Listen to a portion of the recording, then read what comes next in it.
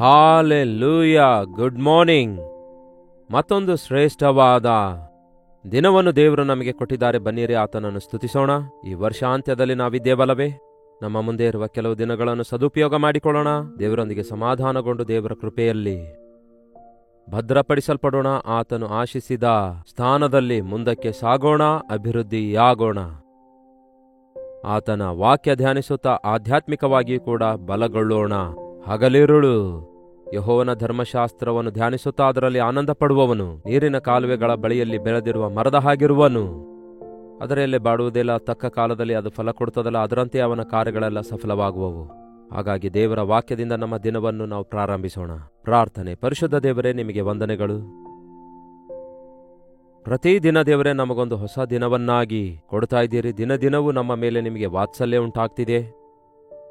ನಾವು ನಿಮ್ಮ ಕೃಪೆಯನ್ನು ನಿರ್ಲಕ್ಷ್ಯ ಮಾಡದೆ ನಮ್ಮ ದಿನವನ್ನು ಸದುಪಯೋಗ ಮಾಡಿಕೊಂಡು ನಿಮ್ಮನ್ನು ಮಹಿಮೆ ಪಡಿಸುವ ಜೀವಿತ ಜೀವಿಸಲು ಸಹಾಯ ಮಾಡಿಯರೆಂದು ಕ್ರಿಸ್ತನ ನಾಮದಲ್ಲಿ ಬೇಡುತ್ತೇನೆ ತಂದೆಯೇ, ಆಮೇನ್. ಹೇಗಿದ್ದೀರಿ ಪ್ರಿಯರೇ? ಎಲ್ಲಿ ನೋಡಿದರೂ ಕೂಡ ಕ್ರಿಸ್ಮಸ್ ಸಡಗರವಿದೆ. ಅನೇಕ ಸ್ಥಳಗಳಲ್ಲಿ ಮೀಟಿಂಗ್ಸ್ ನಡೆಯುವುದನ್ನು ನೋಡ್ತಿದ್ದೇವೆ. ಅನೇಕರು ಹೊಸ ಹೊಸ ಹಾಡುಗಳನ್ನು ರಿಲೀಸ್ ಮಾಡ್ತಿದ್ದಾರೆ. ಹಾಗಾಗಿ ಈ ಸಂದರ್ಭದಲ್ಲಿ ಹಬ್ಬ ಹಬ್ಬ ಅನ್ನುತ್ತಾ, ತಿನ್ನುತ್ತಾ, ಕುಡಿಯುತ್ತಾ, ಕುಣಿದಾಡುತ್ತಾ, ಹಾಡು ಹಾಡುತ್ತಾ, ಆರ್ಭಟಿಸುತ್ತಾ ಇದ್ದವರಾಗಿ ಅದಕ್ಕೆ ಸೀಮಿತರಾಗದೆ, ಮತ್ತು ಮುಖ್ಯವಾದ ಕಾರಣ ಏನಾಗಿದೆ? ಕ್ರಿಸ್ತನ ಜನನಕ್ಕೆ. ಕ್ರಿಸ್ತನು ನಮಗೋಸ್ಕರ ಪರಲೋಕದಿಂದ ಇಳಿದು ಬಂದಿರುವ ಸಂದರ್ಭವನ್ನು ನಾವು ಜ್ಞಾಪಕ ಮಾಡಿಕೊಳ್ತಿದ್ದೇವೆ. ಎದಕ್ಕಾಗಿ ಪ್ರಿಯರೇ? ಎದಕ್ಕಾಗಿ ಆತನು ದೇವರೊಂದಿಗೆ ಕೂತುಕೊಳ್ಳುವಂತಹ ಸಿಂಹಾಸನವನ್ನು ಬಿಟ್ಟು ನಮ್ಮಂಥವರಿಗೋಸ್ಕರ ಈ ಭೂಲೋಕಕ್ಕೆ ಬರಬೇಕಾದ ಅವಶ್ಯಕತೆ ಏನಿತ್ತು? ಆತನಿಗೆ ಯಾರಾದರೂ ಗೌರವಿಸಿದರೋ, ಪ್ರೀತಿಸಿದರೋ, ಆತನ ಮಾತೇನಾದರೂ ಕೇಳಿದರೋ, ಆತನನ್ನು ಏನಾದರೂ ಘನಪಡಿಸಿದರೋ? ಆತನು ನಮ್ಮ ಹೊಗಳಿಕೆಗೋಸ್ಕರ ತನ್ನ ಶ್ರೇಷ್ಠತೆಯನ್ನು ಪ್ರತ್ಯಕ್ಷಪಡಿಸಿಕೊಳ್ಳಲು ಬರಲಿಲ್ಲ. ಆದರೆ ತನ್ನನ್ನು ತಾನು ತಗ್ಗಿಸಿಕೊಂಡು ನಮ್ಮನ್ನು ಉದ್ಧರಿಸುವುದಕ್ಕಾಗಿ ಆತನು ಬಂದಿದ್ದಾನೆ. ಯೇಸು ಕ್ರಿಸ್ತನು ಅಂದರೆ ನನಗೆ ಬಹಳ ಪ್ರೀತಿ. ಮತ್ತೆ ನಿಮ್ಮ ಸಂಗತಿಯೇನು? ಬಾಯಿಂದ ಪ್ರೀತಿಸ್ತೇನೆ ಅಂದರೆ ಸಾಕಾಗೋದಿಲ್ಲ. ಆತನಿಗೆ ನಿಮ್ಮ ಜೀವಿತ ಅರ್ಪಿಸಿಕೊಟ್ಟಿದ್ದೀರಾ? ನಾನು ಕೊಟ್ಟಿದ್ದೇನೆ. ಅಷ್ಟು ಮಾತ್ರವಲ್ಲ, ಪ್ರತಿದಿನ ಆತನ ಇಷ್ಟಾನುಸಾರವಾಗಿ ಬದುಕಲು ಆಶಿಸುತ್ತಾ ಆತನ ಮಾತಿನ ಮೇಲೆ ಆಧಾರಗೊಂಡು ಜೀವಿಸುತ್ತಿದ್ದೇನೆ. ದೇವರನ್ನು ಅಂದರೆ ಕ್ರಿಸ್ತನನ್ನು ಹೊಂದಿಕೊಂಡಂಥವರು ತಮ್ಮ ಜೀವಿತದಲ್ಲಿ ದಿವಾಳಿ ಎದ್ದವರಂತಿರಲ್ಲ, ದಿಕ್ಕಿಲ್ಲದವರಂತಿರಲ್ಲ, ದರಿದ್ರರಾಗಿರಲ್ಲ, ಯಾವ ಆಧಾರ ಇಲ್ಲದವರಾಗಿರೋದಿಲ್ಲ. ಆತನನ್ನು ಹೊಂದಿಕೊಂಡವರು ಎಲ್ಲವನ್ನೂ ಹೊಂದಿಕೊಂಡವರಾಗಿರುತ್ತಾರೆ. ಈ ದಿನ ಬಹಳಷ್ಟು ಜನ ನಾವು ದೇವರ ಮಕ್ಕಳಾಗಿದ್ದೇವೆ, ಇಲ್ಲವೇ ಕ್ರೈಸ್ತರಾಗಿದ್ದೇವೆ ಎಂಬ ಪದ ಬಳಸ್ತಾರೆ. ಅಷ್ಟಕ್ಕೂ ಈ ಕ್ರೈಸ್ತರು ಎಂಬ ಪದ ಎಲ್ಲಿಂದ ಬಂತು ಗೊತ್ತಾ? ಕ್ರಿಸ್ತನನ್ನು ಹೊಂದಿಕೊಂಡವರು, ಕ್ರಿಸ್ತನ ಹೋಲಿಕೆಯ ಮೇರೆಗೆ ಜೀವಿಸಿದವರು ಮಾತ್ರವೇ ಕ್ರೈಸ್ತರೆಂದು ಕರೆಯಲ್ಪಟ್ಟರು ಆದಿಸಭೆಯಲ್ಲಿ. ಈ ದಿನ ನಾವು ಕ್ರಿಸ್ತನನ್ನು ಹೊಂದಿಕೊಂಡಿದ್ದೇವಾ ಎಂದು ಪರಿಶೀಲಿಸಿಕೊಳ್ಳದೆ ಅದೇನೋ ಒಂದು ಥರ ಬ್ಯಾಡ್ಜ್ ಹಾಗೆ, ಬ್ಯಾನರ್ ಹಾಗೆ ನಾವು ಹಿಂಬಾಲಿಸ್ತಿದ್ದೇವೆ. ಯಾರ್ಯಾರು ವಾಕ್ಯವನ್ನು ಧ್ಯಾನಿಸುತ್ತಾರೋ, ಯೇಸುವಿನ ಹೋಲಿಕೆಯ ಮೇರೆಗೆ ಜೀವಿಸಲು ಆಶಿಸುತ್ತಾರೆ, ಯೇಸುವಿನ ಪ್ರೀತಿಯನ್ನು, ಆತನ ಶ್ರೇಷ್ಠತೆಯನ್ನು ಗುರುತಿಸುತ್ತಾರೆ.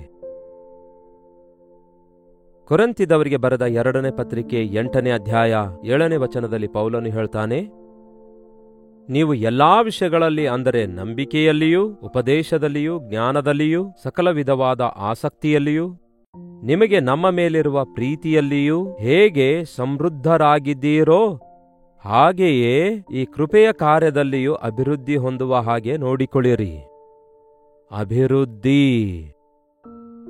ಅಭಿವೃದ್ಧಿ ಎಂಬ ಮಾತು ಬೈಬಲ್ನಲ್ಲಿ ಎಷ್ಟೋ ಪ್ರಾಮುಖ್ಯವಾಗಿದೆ.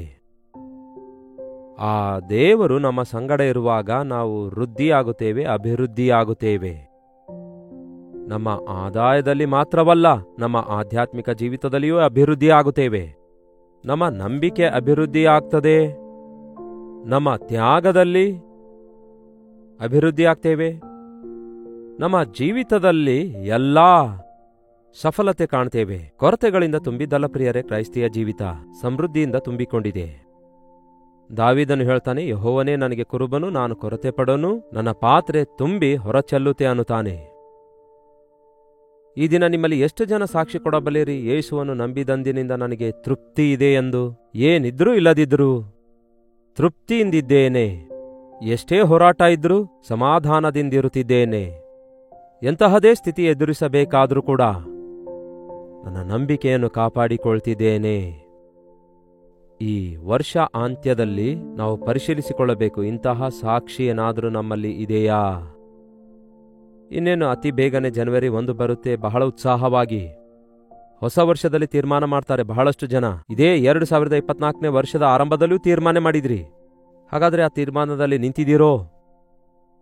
ಅವು ನೆರವೇರಿವೆಯೋ? ಈ ವರ್ಷ ಅಂತ್ಯದಲ್ಲಿ ನಿಮ್ಮ ಸಾಕ್ಷಿ ಏನಾಗಿದೆ? ಅಭಿವೃದ್ಧಿ ಇದೆಯಾ? ಪೌಲನು ಹೇಳ್ತಾನೆ, ನೀವು ಪ್ರತಿಯೊಂದು ವಿಷಯದಲ್ಲಿಯೂ ಅಭಿವೃದ್ಧಿ ಹೊಂದಬೇಕು. ನಂಬಿಕೆಯಲ್ಲಿಯೂ, ಉಪದೇಶದಲ್ಲಿಯೂ, ಜ್ಞಾನದಲ್ಲಿಯೂ,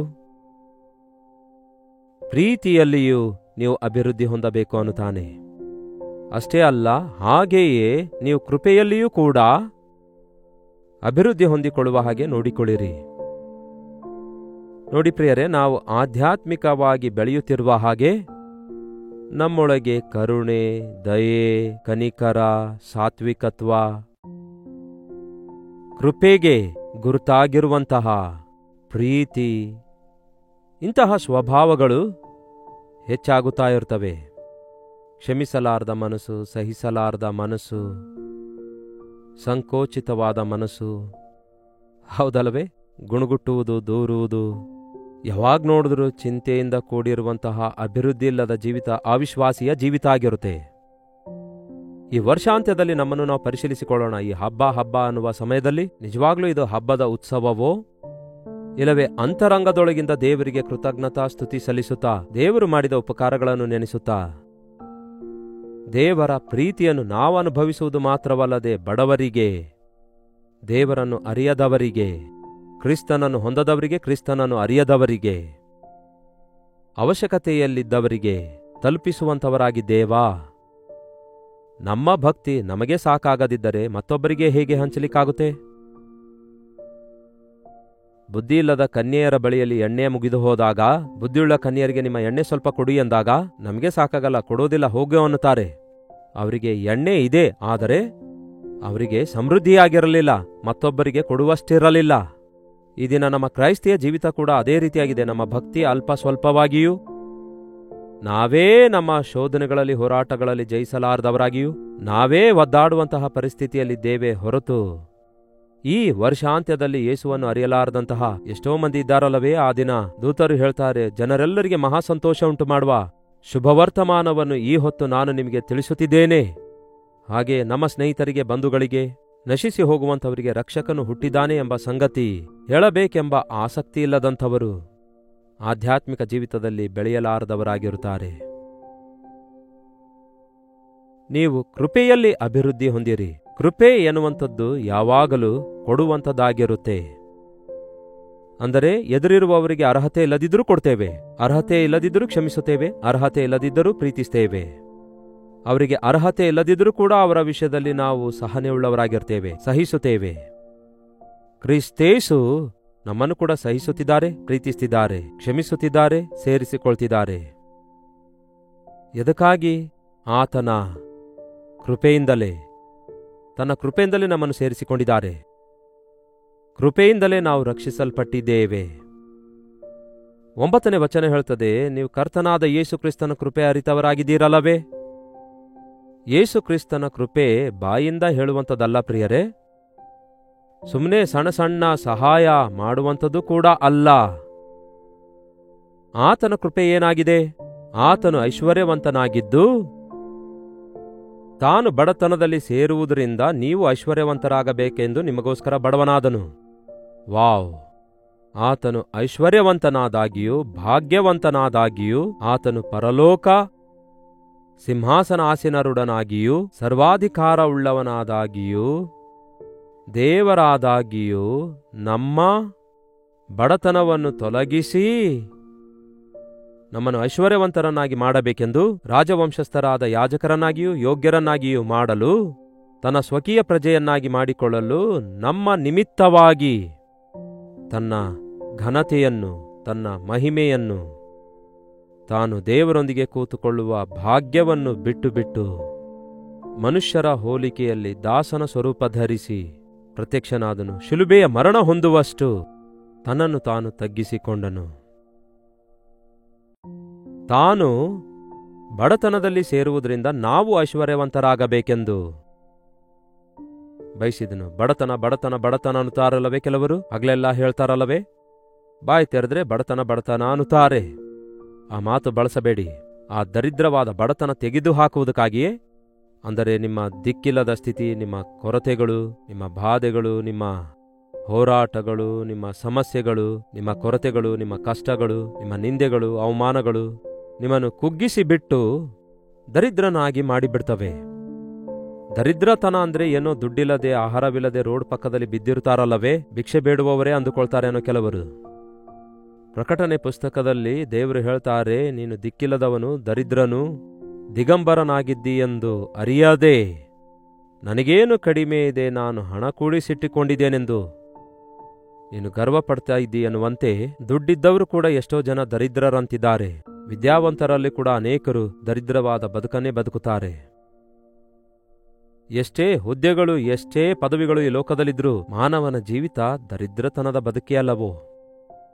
ಯಾರಾದರೂ ಒಂದು ವೇಳೆ ಸತ್ತರೆ, ಸತ್ತು ಮರುದಿನದವರೆಗೂ ಏನಾದರೂ ಇಡುತ್ತಾರೋ? ಸತ್ತ ಮರುಕ್ಷಣವೇ ತೆಗೆದುಕೊಂಡು ಹೋಗಿ ಹೂಣಿಡುತ್ತಾರಲ್ಲವೇ ಆ ಮನುಷ್ಯನಿಗೆ? ಅವನಿಗಿರುವ ಸೊತ್ತಿಗೆಲ್ಲ ಹಕ್ಕುದಾರನು ತಾನೇ ಆದಾಗ್ಯೂ, ಮನೆ ಕಟ್ಟಿಸಿರೋದು ಅವನೇ ಆದಾಗ್ಯೂ ಅವನನ್ನು ಎಷ್ಟು ಬೇಗನೆ ಸಮಾಧಿ ಮಾಡಬೇಕೆಂಬ ಧ್ಯಾಸ ಇರುತ್ತೇ ಹೊರತು ಯಾರಾದರೂ ಮನೇಲಿಟ್ಕೊಳ್ತಾರೋ ಒಂದು 10 ದಿನಗಳವರೆಗೂ? ದರಿದ್ರದ ಬದುಕು ಪ್ರಿಯರೇ ನಮ್ಮ ಬದುಕು. ಈ ಉಸಿರು ನಮ್ಮಿಂದ ಹೊರಟು ಹೋಗುವಾಗ ನಾವು ಯಾವ ಪ್ರಯೋಜನಕ್ಕೆ ಬರೋದಿಲ್ಲ. ನಮಗೆ ಬೆಲೆಯೇ ಇರಲ್ಲ. ಅಲ್ಲಿಯವರೆಗೂ ಅಯ್ಯಾವರು, ಅವರು ಇವರು ಶ್ರೀ ಶ್ರೀ ಎಂದು ಉಲ್ಲೇಖಿಸುವಂಥವರು ಸತ್ತ ಮರುಕ್ಷಣವೇ ಮೃತದೇಹ ಶವ ಅನ್ನುತ್ತಾರೆ ಎಂದು ಹೀಗೆಲ್ಲ ಮಾತಾಡುತ್ತಾರಲ್ಲವೇ? ಆ ಶವ ಎಷ್ಟೇ ದೊಡ್ಡ ಡಾಕ್ಟರ್ದಾಗಿದ್ರು, ಎಷ್ಟೇ ದೊಡ್ಡ ಆಕ್ಟರ್ದಾಗಿದ್ರು, ಎಷ್ಟೇ ದೊಡ್ಡ ಪಾಲಿಟಿಷಿಯನ್ದಾಗಿದ್ರು, ಎಷ್ಟೇ ದೊಡ್ಡ ಸೆಲೆಬ್ರಿಟಿಯಾಗಿದ್ರು ಹೂಣಿಡಲೇಬೇಕಾಗುತ್ತೆ. ಇಂತಹ ತಾತ್ಕಾಲಿಕವಾದ ಬದುಕಿಗಾಗಿ ಮನುಷ್ಯನು ಎಷ್ಟೋ ಪರದಾಡುತ್ತಾನೆ.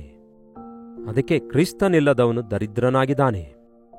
ಕ್ರಿಸ್ತನನ್ನು ಹೊಂದಿಕೊಂಡಂಥವನು ಈ ಲೋಕದಲ್ಲಿ ಏನಿದ್ರೂ ಇಲ್ಲದಿದ್ರೂ ಅದು ಬೇರೆ ಸಂಗತಿ. ಮರಣ ಹೊಂದಿದ ನಂತರ ದೊಡ್ಡ ಶ್ಲಾಘ್ಯತೆ ಇದೆ. ಐಶ್ವರ್ಯವಂತನು ಬಡವನ ಒಂದು ಉಪಮಾನ ಯೇಸು ಹೇಳಿದಾಗ, ಆ ಬಡವನಿಗೆ ಏನೂ ಇರಲಿಲ್ಲ, ಮೈಯೆಲ್ಲ ಹುಣ್ಣಿದ್ವು, ಸ್ವಂತವರು ಯಾರೂ ಇಲ್ಲ. ಆದರೆ ಅವನು ಮನಸಾಕ್ಷಿ ಕಾಪಾಡಿಕೊಳ್ತಾನೆ, ದೇವರಲ್ಲಿ ಭಯಭಕ್ತಿಯುಳ್ಳವನಾಗಿರ್ತಾನೆ. ಹಾಗಾಗಿ ದೇವದೂತರು ಬಂದು ಅವನನ್ನು ಅಬ್ರಹಾಮನ ಎದೆಗೆ ವರ್ಗಿಕೊಳ್ಳಲು ಕೊಂಡೊಯ್ತಾರೆ. ಐಶ್ವರ್ಯವಂತನಿಗೆ ಎಲ್ಲವೂ ಇದುವು. ಕಾರ್ಗಳಿದುವು, ವ್ಯಾನ್ಗಳಿದುವು, ಎಸಿಗಳಿದುವು, ಬಿಲ್ಡಿಂಗ್ಗಳಿವೆ, ಆಸ್ತಿಗಳಿವೆ, ಒಳ್ಳೆ ಹೊಲಗಳಿವೆ. ತಿನ್ನುವುದಕ್ಕಿತ್ತು, ಉಳ್ಕೊಳ್ಳುವುದಕ್ಕಿತ್ತು, ಅಧಿಕಾರವಿತ್ತು. ಆದರೆ ಆತ್ಮ ರಕ್ಷಣೆ ಇಲ್ಲದಕ್ಕಾಗಿ ನರಕದಲ್ಲಿ ಯಾತನೆ ಪಟ್ಟನು ಎಂದು ಬೈಬಲ್ ಹೇಳ್ತದೆ. ಕ್ರಿಸ್ತನು ನಮ್ಮನ್ನು ಆ ನರಕ ಯಾತನೆಯಿಂದ ತಪ್ಪಿಸುವುದಕ್ಕಾಗಿ ನರಕದಲ್ಲಿ ಹಗಲಿರಳು ನರಳಾಡುವಂತಹ, ಆ ಅಗ್ನಿ ಆರದಂತಹ, ಹುಳಗಳು ಸಾಯದಂತಹ, ಗೋಳಾಟ ಕಣ್ಣೀರು ಇರುವಂತಹ ಸ್ಥಳದಿಂದ, ಆ ದರಿದ್ರ ಬದುಕಿನಿಂದ, ದರಿದ್ರದ ನಾಶನದಿಂದ, ಆ ದರಿದ್ರದ ಮರಣದಿಂದ, ಆ ಎರಡನೆಯ ಮರಣದಿಂದ ನಮ್ಮನ್ನು ತಪ್ಪಿಸುವುದಕ್ಕಾಗಿ ಐಶ್ವರ್ಯವಂತನಾದ ಯೇಸು, ರಾಜಾದಿರಾಜನಾದ ಯೇಸು, ರಾಜಾದಿರಾಜನು, ಒಡೆಯರ ಒಡೆಯನು ಪರಲೋಕದಿಂದ ಇಳಿದು ಬಂದು ಸಾಮಾನ್ಯನಾಗಿ ಈ ಲೋಕದಲ್ಲಿ ಜನಿಸಿ, ಸಾಮಾನ್ಯನಾಗಿ ಜೀವಿಸಿ, ಪರಲೋಕದ ಮಹಿಮೆಯನ್ನು, ಪರಲೋಕದ ಶಕ್ತಿಯನ್ನು ಈ ಭೂಲೋಕದಲ್ಲಿ ತೋರಿಸಿ, ಮಾನವರೆಲ್ಲರ ಪಾಪಕ್ಕಾಗಿ ಪ್ರಾಯಶ್ಚಿತ್ತ ಬಲಿಯಾಗಿ ನಮ್ಮೆಲ್ಲರ ಪಾಪವನ್ನು, ದರಿದ್ರತನವನ್ನು ಶಿಲುಬೆಯಲ್ಲಿ ಹೊತ್ತುಕೊಂಡು, ನಿಂದೆ ಅವಮಾನವನ್ನು ಹೊತ್ತುಕೊಂಡು ಮರಣ ಹೊಂದಿ, ಮರಣವನ್ನು ಜಯಿಸಿ ಮೃತ್ಯುಂಜಯನಾಗಿ ಎದ್ದು ಬಂದಿದ್ದಾರೆ. ಹಾಲೆಲೂಯಾ! ಜಯಶೀಲನಾಗಿರುವ ಕ್ರಿಸ್ತನನ್ನು ಹೊಂದಿಕೊಂಡಿರುವವರು ಜಯಶೀಲರಾಗಿ ಜೀವಿಸುತ್ತಾರೆ. ನಮಗೆ ಈ ಲೋಕದಲ್ಲಿ ಯಾವ ಆಸ್ತಿಗಳು, ಸ್ವಾಸ್ಥ್ಯಗಳು ಇಲ್ಲದಿದ್ದರೂ ಕೂಡ ರಕ್ಷಣೆ ಹೊಂದಿದವನಿಗಿಂತ ದೊಡ್ಡ ಭಾಗ್ಯವಂತನು ಬೇರೆ ಯಾರೂ ಇಲ್ಲ ಎಂದು ಗುರುತಿಸಿ, ನಾವು ಆಧ್ಯಾತ್ಮಿಕವಾಗಿ ಅಭಿವೃದ್ಧಿಯಾಗ್ತಿದ್ದೇವಾ, ಕ್ರಿಸ್ತನ ಕೃಪೆಯಲ್ಲಿ ಭದ್ರಪಡಿಸಲ್ಪಟ್ಟಿದ್ದೇವೋ ಎಂದು ನಮ್ಮನ್ನು ನಾವು ಪರಿಶೀಲಿಸಿಕೊಳ್ಳುತ್ತಾ ಬರಲಿಕ್ಕಿರುವ ನೂತನ ವರ್ಷದಲ್ಲಿ ದೇವರ ಕೃಪೆಯಲ್ಲಿ ಪ್ರವೇಶಿಸಿ ಆತನ ಸಾಕ್ಷಿಗಳಾಗಿ ಜೀವಿಸಲು ಸಿದ್ಧರಾಗೋಣ. ಪ್ರಾರ್ಥನೆ. ಪರಿಶುದ್ಧ ದೇವರೇ, ಪ್ರೀತಿಯುಳ್ಳ ತಂದೆಯೇ, ಎಷ್ಟೋ ಸಾರಿ ದೇವರೇ, ನಮಗೆ ದುಡ್ಡಿದೆ, ಆಸ್ತಿ ಇದೆ, ಮನೆ ಇದೆ, ಸೆಕ್ಯೂರಿಟಿ ಇದೆ, ನಮಗೆ ಉದ್ಯೋಗಗಳಿವೆ, ನಮಗೆ ಪೋಷಣೆ ಇದೆ ಎಂದು ಗರ್ವಪಡ್ತಿದ್ದೇವೆ ಹೊರತು ನಮ್ಮ ಪ್ರಾಣ ನಮ್ಮಿಂದ ಹೊರಟು ಹೋಗುವುದಾದರೆ ನಾವು ಸಂಪಾದಿಸಿದ್ದೆಲ್ಲ ಯಾರದ್ದಾಗುತ್ತವೆ ಎಂದು ಆಲೋಚಿಸಲಾರದ ಸ್ಥಿತಿಯಲ್ಲಿದ್ದೇವಲ್ಲವೇ? ತಿನ್ನಿರಿ, ಕುಡಿಯಿರಿ, ಸುಖ ಪಡೆಯಿರಿ ಎನ್ನುವುದೇ ಜೀವಿತ ಅಂದುಕೊಳ್ಳುತ್ತಾ ಮರಣ ಹೊಂದಿ ಅಗ್ನಿಗಂಧಕಗಳುರಿಯುವ ಬೆಂಕಿಯೊಳಗಡೆ ಬಿದ್ದ ಆ ಐಶ್ವರ್ಯವಂತನ ಹಾಗಿರದೆ, ಏಸಯ್ಯ, ನನ್ನನ್ನು ಪ್ರೀತಿಸಿ ನನಗೋಸ್ಕರ ಪರಲೋಕದಿಂದಿಳಿದು ಬಂದಿರುವ ಯೇಸುವಿನ ಪಾದಕ್ಕೆ ಬಿದ್ದು ಮಾಡಿದ ಪಾಪಗಳಿಗಾಗಿ ಪಶ್ಚಾತ್ತಾಪಪಟ್ಟು ಆತನ ರಕ್ತದಲ್ಲಿ ತೊಳೆಯಲ್ಪಟ್ಟು ಆತನ ರಾಜ್ಯಕ್ಕೆ ಸಿದ್ಧಗೊಳ್ಳಲು ಸಹಾಯ ಮಾಡಿರೆಂದು ಬೇಡಿಕೊಳ್ಳುವಂತೆ ನಮ್ಮೆಲ್ಲರಿಗೂ ಸಹಾಯ ಮಾಡಿರೆಂದು ಪ್ರಾರ್ಥಿಸ್ತೇನೆ. ಈ ಸೀಸನ್ನಲ್ಲಿ ಯೇಸು ನನಗೋಸ್ಕರ ಎಷ್ಟೊಂದು ಯಜ್ಞವಾಗಿ ಬಲಿಯಾದನೆಂದು ಐಶ್ವರ್ಯವಂತನಾದ ದೇವರು ಬಡವನಾಗಿ ಸಾಮಾನ್ಯನಂತೆ ಈ ಲೋಕಕ್ಕೆ ಬಂದು ನಮ್ಮನ್ನು ದೇವರ ರಾಜ್ಯದ ವಾರಸುದಾರರನ್ನಾಗಿ ಮಾಡಲು ಆತನು ಹೇಗೆ ಯಜ್ಞವಾದನೆಂದು ನೆನೆಸಿಕೊಂಡು ನಿಮ್ಮನ್ನು ಸ್ತುತಿಸಿ ನಿಮಗೆ ನಮ್ಮನ್ನೇ ಸಮರ್ಪಿಸಿಕೊಳ್ಳುವಂತೆ ನಮ್ಮ ಪ್ರತಿಯೊಬ್ಬರಿಗೂ ಸಹಾಯ ಮಾಡಿರೆಂದು ಕ್ರಿಸ್ತನ ನಾಮದಲ್ಲಿ ಬೇಡುತ್ತೇನೆ ತಂದೆಯೇ, ಆಮೇನ್. ತಂದೆಯಾದ ದೇವರ ಪ್ರೀತಿಯೂ ಮಗನಾಗಿರುವ ಕ್ರಿಸ್ತನ ಕೃಪೆಯೂ ಆದರಣೆ ಕರ್ತನಾದ ಪವಿತ್ರಾತ್ಮನ ಸಹವಾಸವು ಕೂಡಿ ಬಂದಿರುವ ನಮ್ಮೆಲ್ಲರ ಸಂಗಡ ಇಂದಿಗೂ ಎಂದೆಂದಿಗೂ ಸದಾಕಾಲಕ್ಕೂ ನೆಲೆಯಾಗಿರಲಿ. ಆಮೇನ್. ದೇವರಿಗೆ ಸ್ತೋತ್ರ. ನಿಮ್ಮ ಪ್ರಾರ್ಥನಾ ಮನವಿಗಳನ್ನು 8939731313 ನಂಬರ್ಗೆ ಹಾಗೂ ಹೊರದೇಶದಿಂದಲೂ ಸಹ ವೀಕ್ಷಿಸುವುದಾದರೆ ಇದೇ ನಂಬರಿಗೆ ಒಂದು ಟೆಕ್ಸ್ಟ್ ಮೂಲಕ ಕಳಿಸಿಕೊಡಿರಿ. ನಿಮ್ಮೆಲ್ಲರಿಗಾಗಿ ನಾವು ಪ್ರಾರ್ಥಿಸ್ತಿದ್ದೇವೆ. ನೀವು ಕೂಡ ತಪ್ಪದೆ ಪ್ರಾರ್ಥನೆ ಮಾಡುವವರಾಗಿರಿ. ದೇವರು ದೊಡ್ಡ ಅದ್ಭುತ ಕಾರ್ಯ ಮಾಡುತ್ತಾರೆ. Doctor Jayapal Kannada YouTube channel subscribe ಮಾಡಿಕೊಳ್ಳದಿದ್ದರೆ ಹಿಂದೆ ಸಬ್ಸ್ಕ್ರೈಬ್ ಮಾಡಿಕೊಳ್ಳಿರಿ. ಈ ಕಾರ್ಯಕ್ರಮ ವೀಕ್ಷಿಸಿದ ಪ್ರತಿ ಸಾರಿ ಲೈಕ್ ಬಟನ್ ಒತ್ತಿ ಶೇರ್ ಮಾಡುವುದನ್ನು ಮರೆಯಬೇಡಿ. ಕರ್ತನ ಚಿತ್ತವಿರುವುದಾದರೆ ಮತ್ತೆ ನಾಳೆ ಇದೇ ಅನುದಿನದ ಧ್ಯಾನ ಎಂಬ ಕಾರ್ಯಕ್ರಮದಲ್ಲಿ ಮತ್ತೆ ಭೇಟಿಯಾಗೋಣ. ಅಲ್ಲಿವರೆಗೂ ದೇವರ ಮಹಾಕೃಪೆ ಸದಾಕಾಲಕ್ಕೂ ನಿಮ್ಮೆಲ್ಲರ ಸಂಗಡ ನೆಲೆಸಿರಲಿ.